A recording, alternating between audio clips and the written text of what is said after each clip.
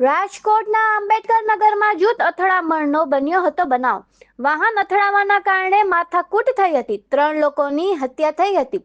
બંને પક્ષે સામસામી ફરિયાદ નોંધાઈ ગઈ હતી. પોલીસે ગુનો નોંધ્યા બાદ હાલ 2 આરોપીની ધરપકડ કરી છે. અન્ય આરોપીને ઝડપવા માટેની કાર્યવાહી પણ હાથ ધરી છે. જે તારીખ 20ના રાત્રિના રોજ જે બનાવ બનેલ એમાં 3 વ્યક્તિઓની હત્યા થયેલ, જેમાં તપાસ ચાલુ છે. હાલમાં માલવીયાનગર પોલીસ સ્ટેશનના પોલીસ ઇન્સ્પેક્ટર શ્રી જે.આર. દેસાઈ સાહેબનો તપાસ ચલાવી રહેલ છે.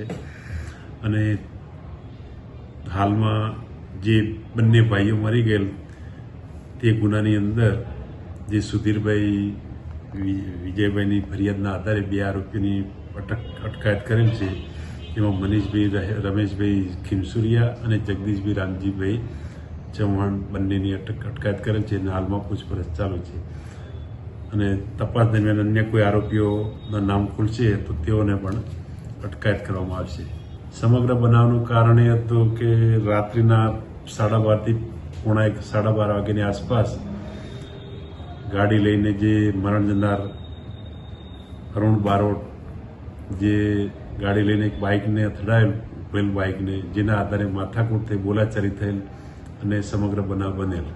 એમાં જે મરણ જનાર અરુણ બારોટ હતો તેની સાથે બંને ગાડીમાં ગયેલ અને ઝઘડા દરમિયાન બંને હાજર હતા છરી વડે મદદગારી કરેલ, હુમલો કરેલ.